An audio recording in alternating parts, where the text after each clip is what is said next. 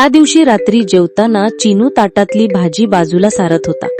मला ही भाजी नाही आवडत, तो कुरकुरला. आजोबांनी ते पाहिलं.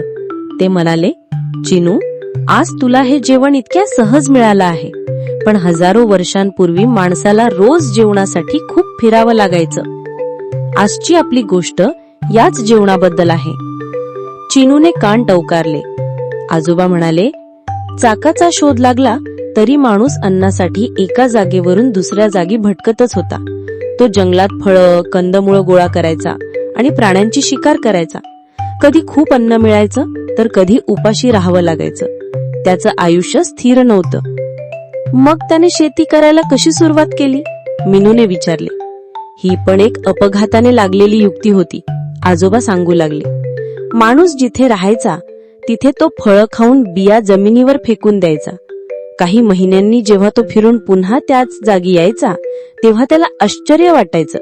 त्याने फेकलेल्या बियांमधून लहान लहान रोपं उगवलेली असायची आणि त्यांना तीच फळं लागलेली असायची जी त्याने खाल्ली होती. म्हणजे त्याला कळलं की बिया टाकल्या की झाडं उगवतात, चिनू उत्साहाने म्हणाला. अगदी बरोबर. त्याच्या डोक्यात एक विचार आला.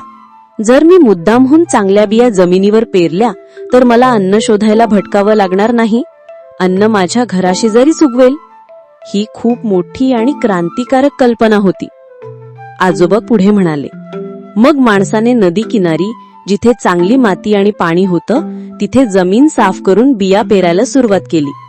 तो रोपांची काळजी घेऊ लागला. काही महिन्यांतच त्याच्या डोळ्यासमोर धान्याची रोपं डोलू लागली. आता त्याला शिकारीसाठी किंवा फळांसाठी दूरवर भटकण्याची गरज नव्हती. त्याला एकाच जागी राहून वर्षभर पुरेल इतकं अन्न मिळू लागलं. म्हणजे शेतीमुळेच माणसा एका जागी घर बांधून राहायला लागली? मीनूने हुशारीने विचारले. शाब्बास मीनू, आजोबांनी तिची पाठ थोपटली. शेतीच्या शोधामुळेच माणसाचं भटकं जीवन संपलं आणि स्थिर जीवन सुरू झालं. तो नदी किनारी वस्ती करून राहू लागला. अनेक कुटुंब एकत्र राहू लागली आणि त्यातूनच गाव तयार झालं. शेती हा माणसाच्या जीवनातला सर्वात मोठा शोध होता, ज्याने त्याला भटक्यापासून समाजप्रिय बनवलं. आजोबांनी चिनूकडे पाहिले आणि म्हणाले, म्हणून चिनू, ताटातलं अन्न खूप महत्वाचं आहे, कारण ते पिकवण्यासाठी माणसाने हजारो वर्षांची मेहनत आणि बुद्धी वापरली आहे. ही मातीची खरी किमया आहे.